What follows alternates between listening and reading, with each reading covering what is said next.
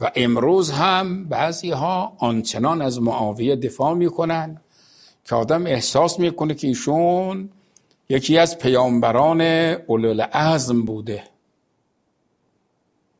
امیرالمؤمنین سلام الله علیه در نهج البلاغه، من دیگه اینجا آمد خوب قشنگ بگم، ببینید نهج البلاغه است. کی نوشته؟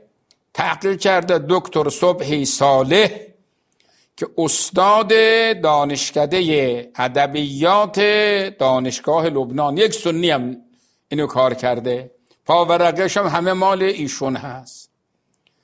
امیرالمؤمنین نامه می نویسد به زیاد بن ابی، میگه معاویه به سوی تو نامه نوشته و میخواد تو را فریب بدهد، فحذره، از معاویه بترس، فانما هو الشیطان. این تعبیر امیرالمؤمنینه که معاویه شیطان هست.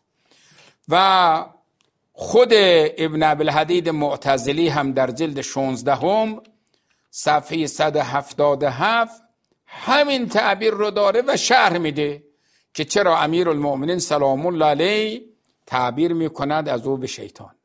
حالا بعضیا میگن نهج البلاغه مال شیعه هست. بفرمایید ربیع الابرار مال زمخشری از علمای اهل سنت، از استوانه های اهل سنت، صفحه 538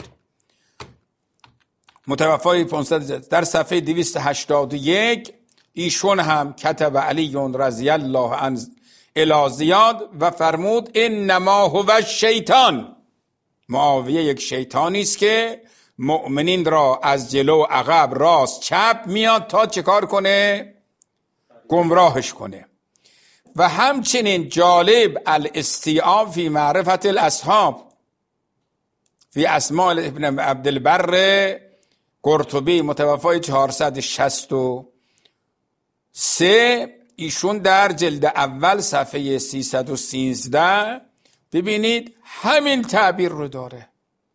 ولی اون دیگه کلمه شیطانش اینجا حفاظا چیز هست کرده و ان معاویه یأتی المرء من بین یدیه و من خلفی فاحذره ثم فاحذره.